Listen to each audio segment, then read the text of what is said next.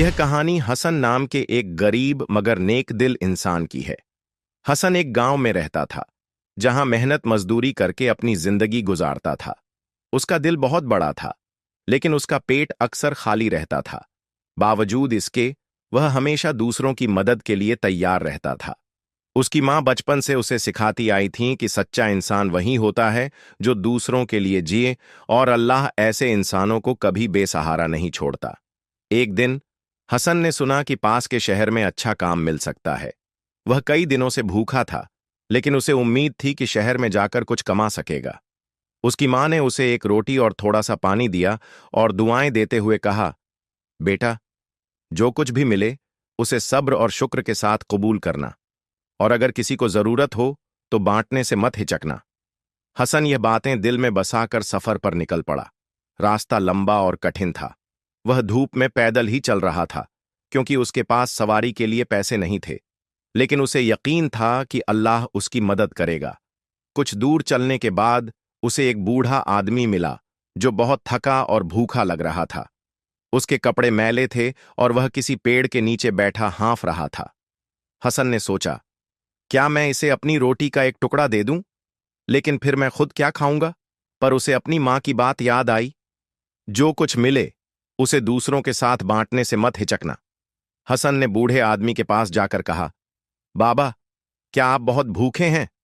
बूढ़े आदमी ने आंखें खोलीं और कमजोर आवाज में कहा, बेटा, मैं 2 दिन से भूखा हूं। अगर तुम्हारे पास कुछ हो तो अल्लाह के नाम पर दे दो।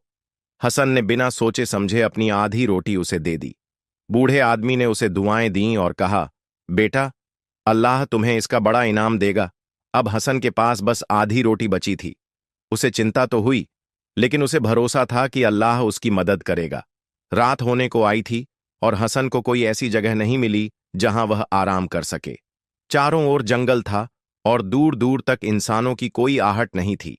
थकान और भूख ने उसे कमजोर कर दिया था, लेकिन उसे अपनी मां की दी गई सीख याद थी, सब्र करो, अल्लाह तुम्हारे साथ है। में से थोड़ा सा खाकर सोने की कोशिश की, मगर जब आंख बंद की तो उसे दूर कहीं से किसी के कराहने की आवाज आई। हसन ने सोचा, क्या यह मेरी कल्पना है या कोई सच में मुसीबत में है? आवाज धीमी लेकिन दर्द से भरी हुई थी। हसन के दिल में डर था, लेकिन उसका दिल गवाही दे रहा था कि उसे देखना चाहिए। वह धीरे धीरे आवाज की ओर बढ़ा। कुछ ही दूर जाने के बाद उसे एक आदमी दिखा जो जमीन पर गिरा हुआ था। उसके कपड़े फटे थे और शरीर पर घाव के निशान थे। हसन ने जल्दी से उसके पास जाकर उसे हिलाया। भाई, तुम ठीक हो? कमजोर आवाज में उस आदमी ने कहा, पानी, बस थोड़ा सा पानी। हसन ने बिना सोचे समझे अपनी पानी की छोटी सी मशक उसे दे दी। उस अजनबी ने पूरा पानी पी लिया और राहत की सांस ली। मगर अब हसन के पास पीने के लिए कुछ भी नहीं बचा था। हसन ने उस आदमी से पूछा, तुम कौन हो और यहां इस हालत में कैसे पहुंचे? उस आदमी की आंखों में दर्द था। उसने कहा, मैं एक मुसाफिर हूं। लुटेरों ने मुझे घेर लिया, मेरा सामान छीन लिया और मुझे घायल छोड़ दिया। अगर तुम नहीं आते तो शायद मैं यहां मर जाता। हसन ने उसकी हालत देखी। वह बुरी तरह घायल था, लेकिन इस सुनसान जगह में कोई मदद मिलना मुश्किल था। हसन ने अपनी आधी बची हुई रोटी उसे दे दी। अब हसन के पास खाने और पीने के लिए कुछ भी नहीं था। सुबह होने लगी थी। अजनबी ने हसन का शुक्रिया अदा किया और कहा, भाई, मैं तुम्हारा यह एहसान कभी नहीं भूलूंगा। अल्लाह तुम्हें इसका इनाम देगा। हसन मुस्कुराया, मगर अंदर से वह चिंतित था। अब उसके पास न रोटी थी न पानी। रास्ता लंबा था और शहर अभी भी बहुत दूर था। सुबह होते ही सूरज की तेज किरणें पेड़ों के पत्तों से छनकर जमीन पर पड़ रही थीं। हल्की ठंडी हवा चल रही थी, मगर हसन के लिए यह हवा कोई राहत नहीं थी। उसका शरीर भूख और प्यास से कमजोर हो चुका था। उसने सुबह की नमाज पढ़ी और अल्लाह से मदद मांगी, या अल्लाह, मैंने तेरी राह में जो कुछ था बांट दिया। अब तू ही मेरा सहारा है। नमाज के बाद वह फिर से सफर पर निकल पड़ा। पैर भारी हो चुके थे, मगर उसका हौसला कम नहीं हुआ था। उसके दिल में बस एक ही बात थी, अल्लाह अपने नेक बंदों को कभी बेसहारा नहीं छोड़ता। हसन अब एक रेगिस्तानी इलाके से गुजर रहा था। चारों तरफ रेत ही रेत थी। कहीं कोई इंसान नहीं, कोई पेड़ नहीं, कोई पानी नहीं। सूरज ऊपर चढ़ आया था और गर्मी असहनीय हो चुकी थी। काश मेरे पास थोड़ा सा पानी होता। उसके होंठ सूख चुके थे, गला चटक रहा था और शरीर में कमजोरी बढ़ रही थी, मगर वह चलता रहा। चलते चलते उसकी आंखों के आगे धुंधलापन छाने लगा। अचानक उसके पैर लड़खड़ाए और वह धड़ाम से जमीन पर गिर पड़ा। नहीं, मैं हार नहीं सकता। उसने खुद को संभालने की कोशिश की, मगर शरीर जवाब देने लगा था। तभी दूर से उसे किसी के चलने की आहट सुनाई दी। हसन ने मुश्किल से अपनी आंखें खोलीं और देखा, एक काफिला उसकी तरफ आ रहा था। ऊंटों पर बैठे कुछ लोग धीरे धीरे उसकी ओर बढ़ रहे थे। क्या यह कोई सपना है या सच में कोई मदद आ रही है? काफिला करीब आया। उनमें से एक आदमी हसन के पास उतरा और घबरा कर बोला, अरे, यह तो कोई मुसाफिर लगता है जो बेहोश पड़ा है। दूसरे आदमी ने जल्दी से पानी की मशक निकाली और हसन के मुंह से लगाई। ठंडा पानी गले में उतरते ही जैसे जान वापस आने लगी। उसकी बंद होती आंखें फिर से खुल गईं। क्या तुम ठीक हो भाई? एक आदमी ने पूछा। हसन ने धीरे से सिर हिलाया, मगर उसके चेहरे से साफ जाहिर था कि वह बहुत तकलीफ में है। काफिले के लोगों ने हसन को उठाया और एक ऊंट पर बिठा दिया। वे सब व्यापारी थे जो दूर के शहर से व्यापार करके लौट रहे थे। उन्होंने उसे खाने के लिए खजूर और रोटी दी। अल्लाह का लाख लाख शुक्र, हसन ने मन ही मन कहा। जब उसने थोड़ा होश संभाला तो उनमें से एक आदमी ने पूछा, भाई, तुम इस हालत में यहां कैसे पहुंचे? हसन ने अपनी पूरी कहानी सुनाई। कैसे उसने अपनी आधी रोटी बूढ़े आदमी को दी, कैसे उसने अपना आखिरी पानी और रोटी घायल मुसाफिर को दे दी, और कैसे वह अकेला भूखा प्यासा इस रेगिस्तान में भटक गया। काफिले के लोगों ने उसकी बातें ध्यान से सुनी। उनमें से एक बुजुर्ग व्यापारी की आंखों में आंसू आ गए। बेटा, तूने अपनी भूख प्यास की परवाह किए बिना दूसरों की मदद की। यह कोई मामूली बात नहीं है। अल्लाह तुझे जरूर इसका इनाम देगा। बुजुर्ग व्यापारी ने अपनी थैली से कुछ अशर्फियां निकालीं और हसन की हथेली पर रख दीं। ये रख लो बेटे, इसे अपनी जिंदगी संवारने में लगाना। हसन ने उन अशर्फियों को देखा, फिर बुजुर्ग की ओर देखा। लेकिन मैं इसे कैसे ले सकता हूं? मैंने तो कुछ भी नहीं किया। बुजुर्ग हंस पड़े। बेटा, अल्लाह ने तेरी भलाई का यह सिला दिया है। जब इंसान किसी की भलाई करता है तो अल्लाह उसे कई गुना बढ़ाकर लौटाता है। हसन की आंखें भर आईं। सच ही कहा था मां ने। अल्लाह अपने नेक बंदों को कभी बेसहारा नहीं छोड़ता। अब हसन के पास खाना था, पानी था और आगे बढ़ने की हिम्मत भी थी, मगर उसकी जिंदगी की असली परीक्षा अभी बाकी थी। हसन अब काफिले के साथ धीरे धीरे शहर की ओर बढ़ रहा था। ऊंट की पीठ पर बैठा उसने दूर से ही उस बड़े शहर की झलक देखी। ऊंची ऊंची इमारतें, बाजारों में लोगों की चहल पहल और मस्जिदों से आती अजान की दिल को सुकून देने वाली आवाज। क्या यही वो जगह है जहां मेरी तकदीर बदलेगी? शहर के दरवाजे के पास पहुंचते ही काफिले के लोग एक दूसरे से अलविदा कहने लगे। हसन भी ऊंट से उतरा और बुजुर्ग व्यापारी के पास पहुंचा। चाचा, आपने मेरी बहुत मदद की। मैं आपका यह एहसान कभी नहीं भूलूंगा। बुजुर्ग मुस्कुराए और हसन के सिर पर हाथ फेरते हुए बोले, बेटा, जब तुम किसी और की मदद करोगे तो समझना कि तुमने मेरा कर्ज उतार दिया। अल्लाह तुम्हें कामयाबी दे।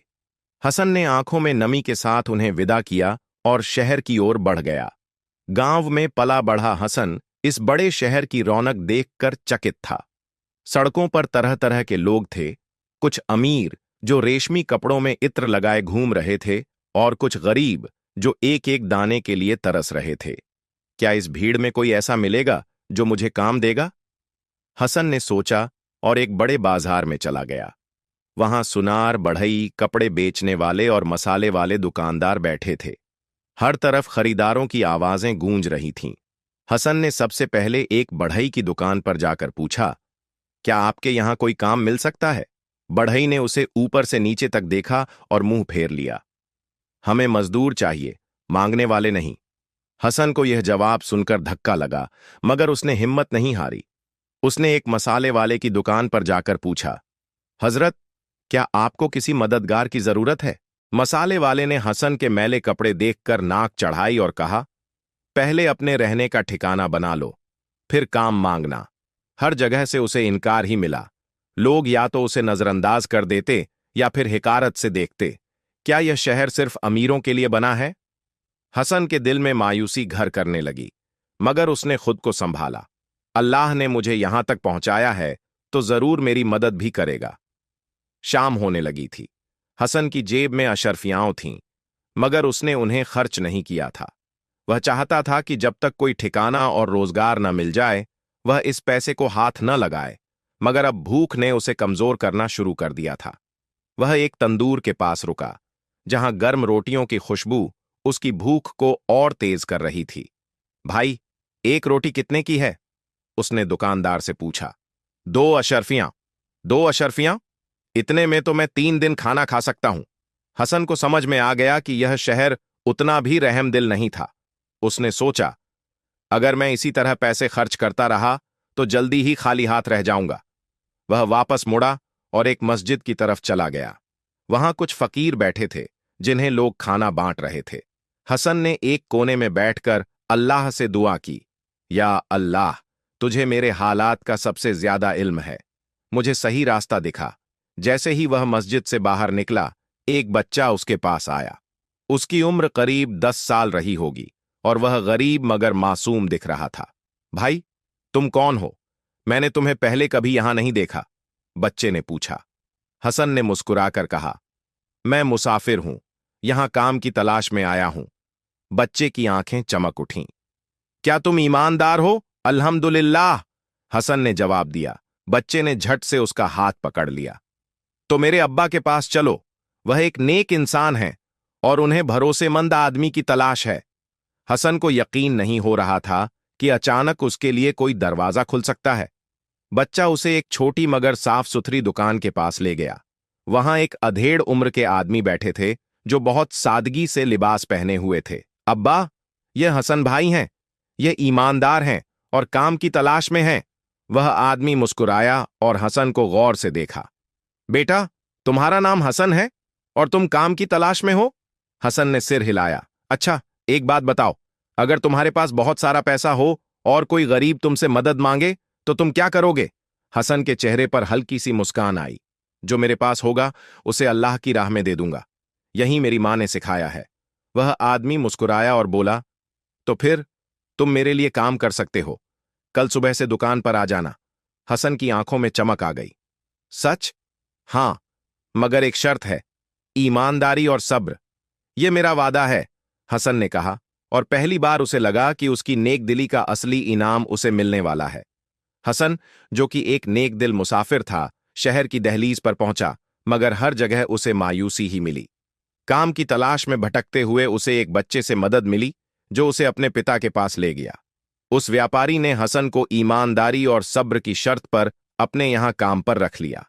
अब हसन की जिंदगी एक नई राह पर थी, मगर क्या यह राह आसान थी? सुबह होते ही हसन ने वुजू किया, नमाज पढ़ी और अल्लाह का शुक्र अदा किया। या अल्लाह, तूने मुझे इतने दिनों की मुश्किलों के बाद एक मौका दिया है, मुझे इसमें कामयाब करना।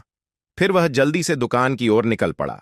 जब वह दुकान पहुंचा तो उसने देखा कि वही व्यापारी साहब पहले से ही वहां थे और दुकान का सामान ठीक कर रहे थे। उन्होंने हसन को देखकर मुस्कुराते हुए कहा, आ गए बेटा, बहुत बढ़िया, अब से तुम मेरी दुकान पर काम करोगे, मगर याद रखना, ईमानदारी से काम करना ही असली इबादत है। हसन ने सिर झुका लिया। जी हजरत, यह मेरा वादा है। दुकान पर तरह तरह के लोग आ रहे थे। व्यापारी साहब की दुकान सूखे मेवों और मसालों की थी, जो इस शहर की सबसे मशहूर दुकानों में से एक थी। हसन ने देखा कि व्यापारी साहब बहुत नेक इंसान थे। वह कभी भी नाप तोल में धोखा नहीं देते थे और गरीब ग्राहकों को सस्ते में सामान दे देते थे। असली कमाई सिर्फ पैसे से नहीं होती बेटे, बल्कि लोगों की दुआओं से होती है, व्यापारी साहब ने हसन को समझाया। हसन ने भी पूरी लगन से काम करना शुरू कर दिया। वह ग्राहकों से तमीज से बात करता, सामान अच्छे से बांध कर देता और हर चीज का सही हिसाब रखता। धीरे धीरे ग्राहक भी उसे पसंद करने लगे। दोपहर का वक्त था जब एक अमीर आदमी दुकान में दाखिल हुआ। उसने कीमती कपड़े पहने हुए थे और उसकी चाल से लगता था कि वह बहुत घमंडी है। मुझे सबसे अच्छा जाफरान चाहिए, उसने अकड़ते हुए कहा। हसन ने अच्छी क्वालिटी का जाफरान निकालकर तौला और उसके सामने रख दिया। ये लो हजरत, ये सबसे उम्दा माल है। अमीर आदमी ने जाफरान को सूंघा और सिर हिलाया। फिर उसने चारों ओर देखा और धीरे से कहा, अगर तुम इसमें थोड़ा मिलावट कर दो और इसे महंगे दाम पर बेचो तो मैं तुम्हें अच्छा इनाम दूंगा। हसन के चेहरे का रंग बदल गया। माफ कीजिए हजरत, मगर यह हराम है, मैं ऐसा नहीं कर सकता। अरे, यह तो आम बात है, बहुत से दुकानदार ऐसा करते हैं, तुम्हारा मालिक भी यह नहीं देखेगा। उस आदमी ने हसन को लालच देने की कोशिश की, मगर हसन ने दो टूक जवाब दिया।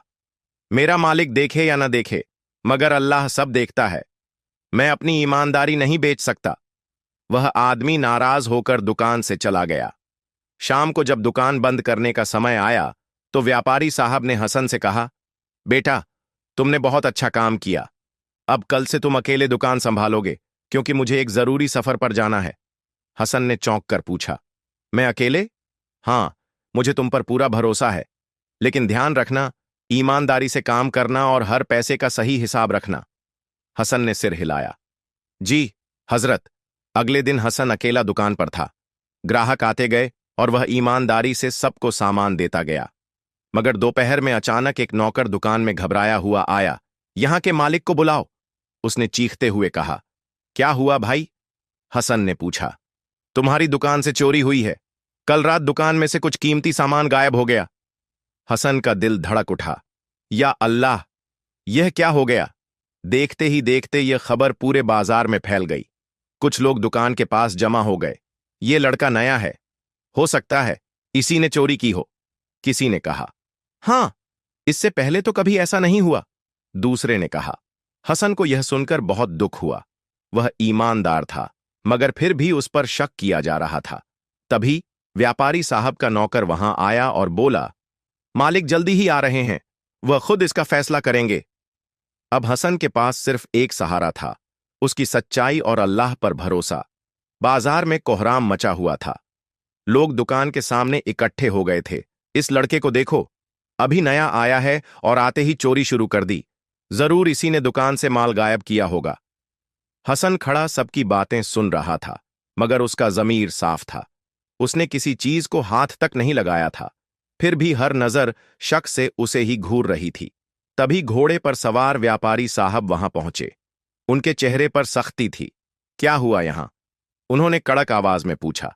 नौकर ने झुककर कहा, मालिक, दुकान से रात में कुछ कीमती सामान गायब हो गया, और क्योंकि कल दुकान पर यह लड़का अकेला था, सबको इसी पर शक है। व्यापारी साहब ने हसन की ओर देखा। बेटा, क्या यह सच है? क्या तुमने चोरी की? हसन की आंखों में आंसू आ गए, मगर उसने सीधा व्यापारी की आंखों में देखा और दृढ़ता से कहा, नहीं हजरत, मैंने अल्लाह को हाजिर नाजिर जानकर कभी भी हराम का एक दाना तक नहीं छुआ। व्यापारी साहब थोड़ी देर तक हसन की आंखों में झांकते रहे। वहां उन्हें डर तो दिखा, मगर झूठ का कोई नामो निशान नहीं था। तुम्हारे पास अपनी बेगुनाही साबित करने का क्या सबूत है? उन्होंने पूछा। हसन ने धीरे से कहा, मेरे पास कोई सबूत नहीं सिवाय मेरी सच्चाई के, मगर अल्लाह मेरे गवाह हैं, मैंने यह चोरी नहीं की। बाजार में खड़े लोग खुसुर फुसुर करने लगे। अगर सबूत नहीं है तो यह चोर ही होगा। हां, इसे सजा मिलनी चाहिए। कुछ लोगों ने व्यापारी साहब से कहा कि हसन को सजा दी जाए, मगर तभी भीड़ में से एक बूढ़ा आदमी आगे बढ़ा। वह आदमी सफेद दाढ़ी वाला, फटे पुराने कपड़ों में था, मगर उसकी आंखों में अजीब सी चमक थी। रुकिए, किसी को सजा देने से पहले यह तो देखिए कि असली गुनहगार कौन है। सबकी नजरें उस आदमी पर टिक गईं। व्यापारी साहब ने पूछा, तुम कौन हो और तुम ऐसा क्यों कह रहे हो? बूढ़े आदमी ने गहरी सांस ली और कहा, मैं यह नहीं कह सकता कि चोर कौन है, मगर मैं यह जरूर जानता हूं कि यह लड़का चोर नहीं है। हसन की आंखें फटी रह गईं। आपको कैसे यकीन है?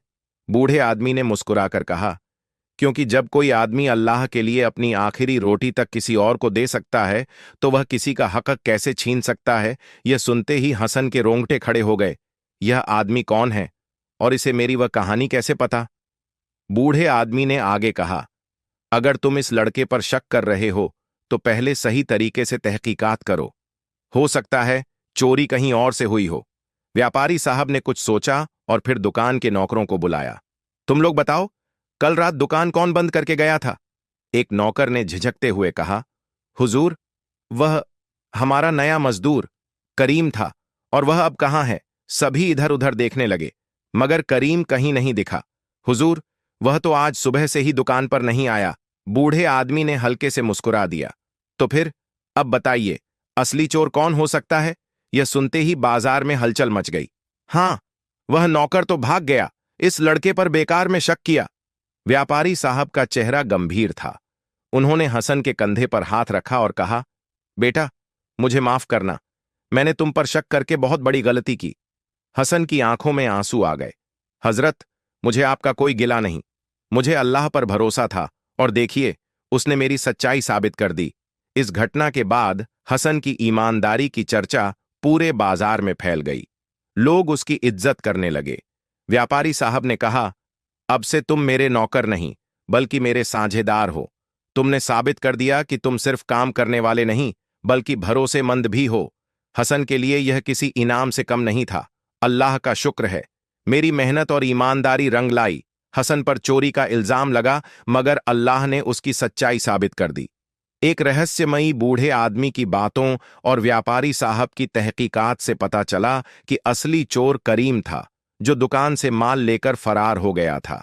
इस घटना के बाद व्यापारी साहब को हसन की ईमानदारी पर पूरा भरोसा हो गया और उन्होंने उसे नौकर से साझेदार बना दिया। लेकिन क्या अब हसन की जिंदगी आसान हो गई थी? अब हसन सिर्फ एक मजदूर नहीं था, बल्कि दुकान का साझेदार था। उसके पास व्यापार संभालने की नई जिम्मेदारियां थीं। व्यापारी साहब ने हसन को बुलाकर कहा, बेटा, अब यह दुकान तुम्हारी भी उतनी ही है जितनी मेरी। मगर याद रखना, एक अच्छा व्यापारी वही होता है जो अपने ग्राहक के साथ नेक दिली और ईमानदारी से पेश आए। हसन ने सिर झुका लिया। जी हजरत, मैं पूरी मेहनत करूंगा। अब हसन का दिन भर का समय दुकान में बीतने लगा। वह ग्राहकों से अच्छे से पेश आता, सही तौलता, गरीबों की मदद करता और हमेशा सच्चाई को अपनाता। देखते ही देखते दुकान की बरकत बढ़ गई और मुनाफा दोगुना हो गया। एक शाम जब हसन दुकान बंद कर रहा था, उसे वही बूढ़ा आदमी फिर से दिखाई दिया, जो चोरी वाले दिन उसकी बेगुनाही के लिए आगे आया था। हसन ने झट से उसके पास जाकर कहा, बाबा, आप कौन हैं और आपको मेरी वह पुरानी कहानी कैसे पता थी? बूढ़े आदमी ने हल्की मुस्कान के साथ कहा, बेटा, सब्र करो। कुछ बातें वक्त आने पर ही समझ में आती हैं।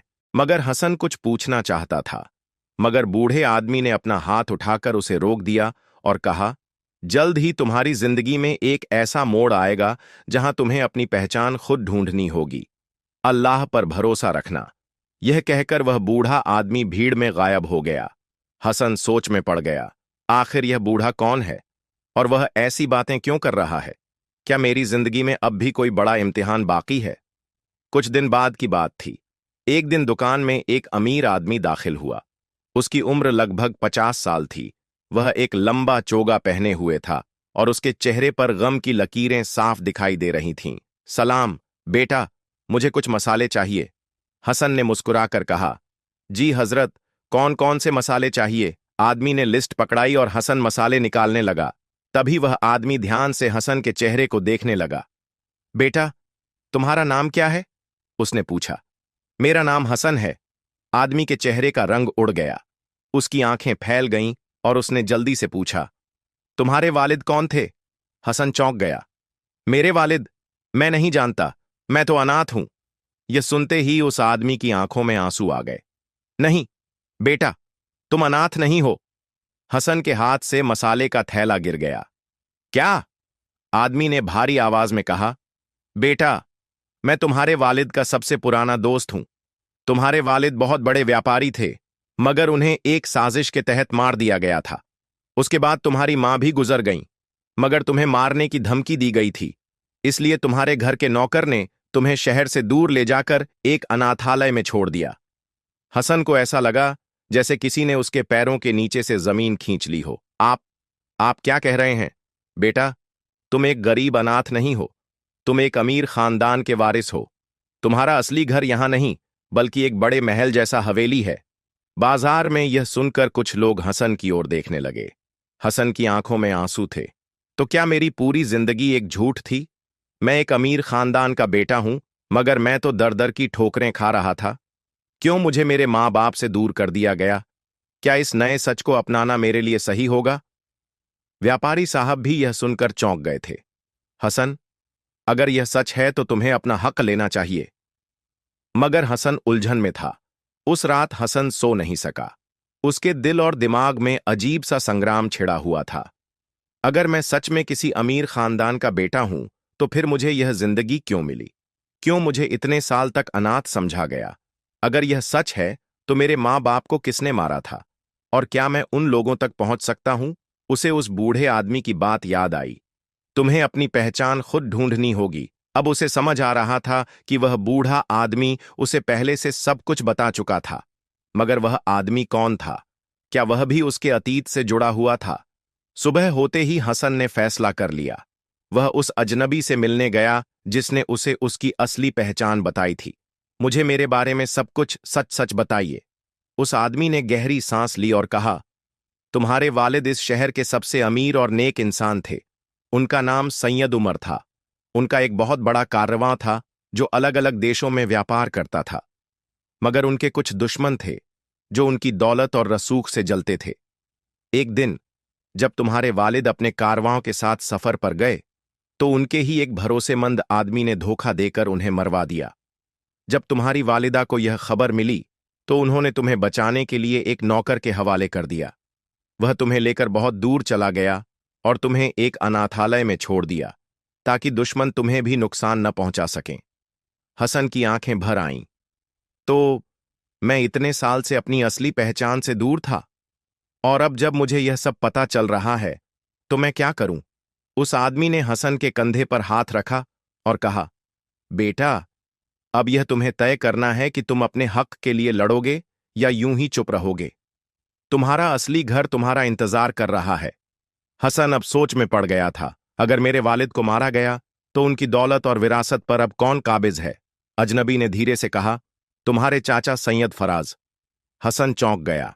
तो क्या यह मुमकिन है कि उन्होंने ही मेरे वालिद को मारा हो? शायद, लेकिन इसका कोई पक्का सबूत नहीं है। मगर यह तय है कि तुम्हें पहचानते ही वह तुम्हें मारने की कोशिश करेंगे ताकि तुम्हारी हकदारी का कोई सबूत न रहे। अब हसन को समझ आ रहा था कि यह लड़ाई आसान नहीं होने वाली थी। हसन ने यह सब बातें जाकर व्यापारी साहब को बताईं। उन्होंने गहरी सांस ली और बोले, बेटा, अल्लाह ने तुम्हें एक बड़ा इम्तिहान दिया है।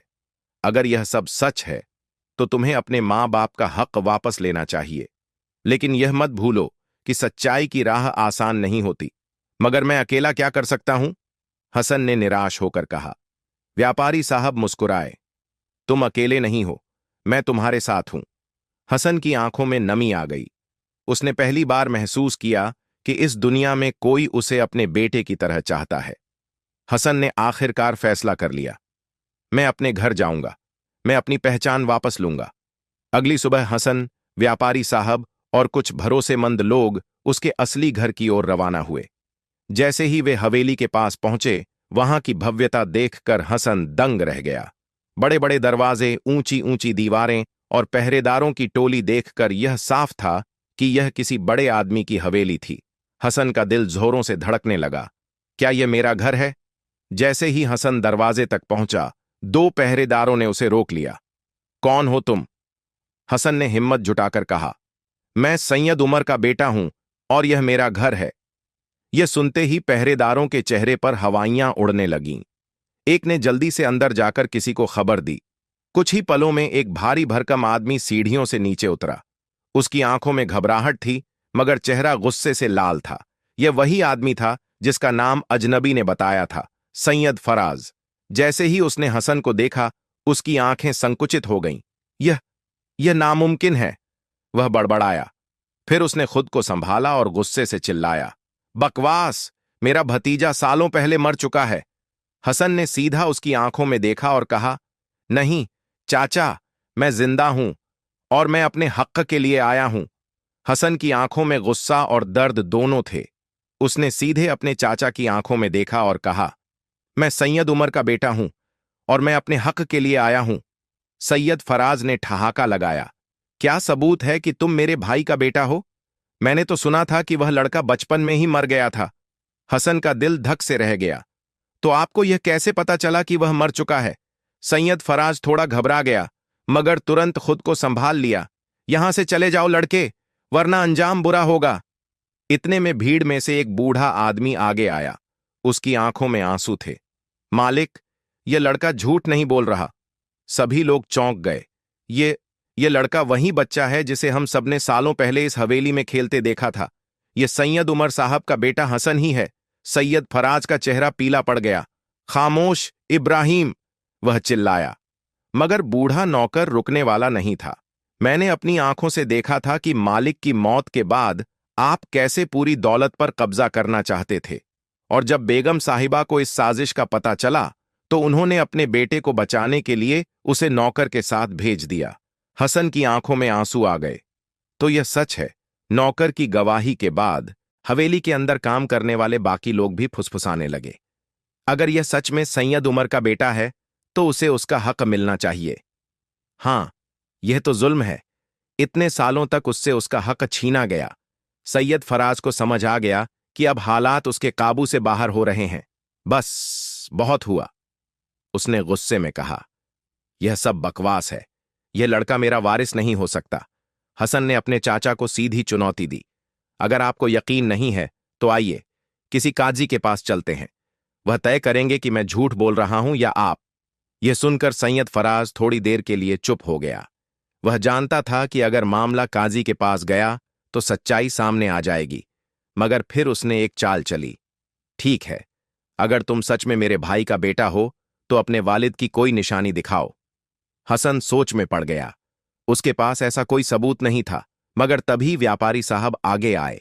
सैयद फराज, अगर यह लड़का झूठा होता तो इतने सालों तक इसकी परवरिश करने वाले लोग इसे पहचानते क्यों? यह सब तुम लोगों की चाल है। फराज चीखा। तभी हवेली के एक कोने से एक कमजोर सी आवाज आई, हसन। सभी ने मुड़कर देखा। एक बुजुर्ग औरत को दो नौकर सहारा देकर ला रहे थे। उनकी हालत बहुत खराब थी। उनकी आंखों में आंसू थे। अम्मी, हसन चिल्लाया। वह दौड़कर उनके पैरों में गिर पड़ा। तुम जिंदा हो? बुजुर्ग औरत ने हसन के सिर पर हाथ फेरा। हां बेटा, अल्लाह ने मुझे जिंदा रखा ताकि मैं तुझे तेरा हक दिलवा सकूं। सैयद फराज के चेहरे का रंग उड़ गया। यह नामुमकिन है। बुजुर्ग औरत ने कांपती आवाज में कहा, मैंने अपने बेटे को बचाने के लिए उसे नौकर के साथ भेजा था, मगर मैं खुद को नहीं बचा पाई। तुम्हारे चाचा ने मुझे जहर देकर मारने की कोशिश की, मगर अल्लाह ने मुझे बचा लिया। आज तक मैं इस हवेली के एक अंधेरे कोने में कैद थी, मगर अल्लाह की मर्जी थी कि आज मैं सबके सामने आऊं। हसन की आंखों से आंसू बहने लगे। तो यह सच है, मेरे वालिद की हत्या हुई थी और मेरे चाचा ही इसके जिम्मेदार थे। अब भीड़ पूरी तरह हसन के पक्ष में थी। सैयद फराज को सजा मिलनी चाहिए। हसन को उसका हक मिलना चाहिए। तभी काजी साहब भी वहां आ गए, जिन्हें किसी ने खबर दे दी थी। उन्होंने सैयद फराज को घूर कर देखा। अब सबूत की कोई कमी नहीं है। सैयद फराज, तुम पर अपने भाई की हत्या और उसके बेटे को बेघर करने का आरोप सिद्ध हो चुका है।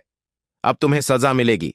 सैनिकों ने फराज को पकड़ लिया। नहीं, मुझे छोड़ दो, ये सब झूठ है। मगर अब उसकी एक नहीं सुनी गई। काजी ने ऐलान किया कि हसन ही इस हवेली और पूरी संपत्ति का असली मालिक है। व्यापारी साहब ने हसन के कंधे पर हाथ रखा और कहा, बेटा, अल्लाह ने तुझे तेरा हक लौटा दिया, मगर याद रखना, असली इंसाफ तभी होगा जब तू अपने वालिद की तरह नेक बनेगा। हसन ने आंसू पोंछे और कहा, जी हजरत, मैं अपने वालिद की तरह नेक और ईमानदार बनूंगा। यह दौलत अब गरीबों की मदद के लिए भी काम आएगी। मगर अब सवाल यह था, क्या हसन अपने नए जीवन में अपनी नेक दिली और ईमानदारी बरकरार रख पाएगा? क्या वह इस दौलत का सही इस्तेमाल करेगा या इसे खो देगा? अचानक मिली दौलत और जिम्मेदारियां हसन को अब एक नई जिंदगी मिली थी। हवेली के भव्य दरवाजे उसके लिए खुल चुके थे। नौकर चाकर अब उसे मालिक कहकर पुकारने लगे। वह जिस बाजार में कल तक एक मामूली इंसान की तरह घूमता था, वहां अब लोग उसे झुककर सलाम कर रहे थे। मगर यह सब हसन को अच्छा नहीं लग रहा था। ये वही लोग हैं जो कल तक मेरी तरफ देखते भी नहीं थे, और आज यह मेरे आगे पीछे घूम रहे हैं। वह सोचने लगा कि क्या दौलत सच में इंसान की पहचान बदल देती है? उसने व्यापारी साहब से पूछा, मुझे समझ नहीं आ रहा कि मैं इस दौलत का क्या करूं। व्यापारी साहब मुस्कुराए, बेटा, अल्लाह ने तुझे आजमाने के लिए यह दौलत दी है। यह देखना चाहता है कि तू इसे अपने लिए इस्तेमाल करेगा या दूसरों की भलाई के लिए। हसन को यह बात दिल तक लगी। मैं इस दौलत का इस्तेमाल नेक कामों के लिए करूंगा। यह दौलत अब सिर्फ मेरी नहीं, बल्कि उन गरीबों की भी है जो भूखे सोते हैं। हसन ने सबसे पहला काम यह किया कि अपने पिता के नाम से एक सदका खाना यानी लंगर शुरू किया, जहां हर भूखे को खाना मिलता। किसी को भी इस जगह से भूखा वापस नहीं जाना चाहिए। हर दिन सैकड़ों गरीब लोग वहां आते और खाना खाते। लोगों को यकीन ही नहीं हो रहा था कि वही हसन, जो कल तक खुद भूखा सोता था, आज दूसरों का पेट भर रहा था। हसन ने अपनी पुरानी जिंदगी को नहीं भुलाया। वह कभी कभी बाजार जाता, उसी जगह पर बैठता जहां वह पहले मजदूरी करता था। एक दिन उसने देखा कि एक गरीब बच्चा नंगे पैर घूम रहा था। हसन ने उसे अपने पास बुलाया और अपने जूते उतारकर उसके पैरों में पहना दिए। लोग हैरान थे। मालिक, आप खुद अपने जूते क्यों दे रहे हैं? हसन मुस्कुराया। क्योंकि मैं जानता हूं नंगे पैर घूमने का दर्द क्या होता है। हसन अब पूरे शहर में मशहूर हो गया था। लोग उसकी ईमानदारी और इंसाफ के लिए उसकी इज्जत करने लगे।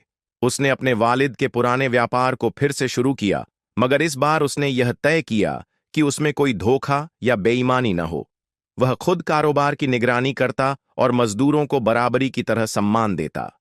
धीरे धीरे उसका कारोबार फलने फूलने लगा, मगर हसन का दिल अब भी उतना ही सादा था। एक दिन एक बूढ़ी औरत उसके पास आई और बोली, बेटा, मुझे अपने घर के लिए कुछ पैसे चाहिए। हसन ने बिना कुछ पूछे उसे पैसे दे दिए।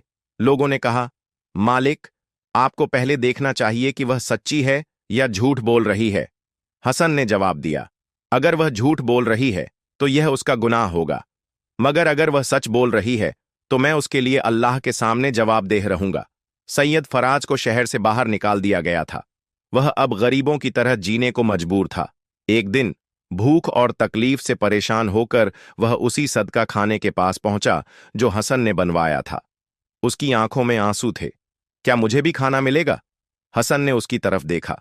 लोगों को लगा कि हसन उसे भगा देगा, मगर हसन ने खुद अपने हाथों से उसे खाना परोसा। आपके गुनाह आपके और अल्लाह के बीच हैं, मगर भूख सबकी एक जैसी होती है।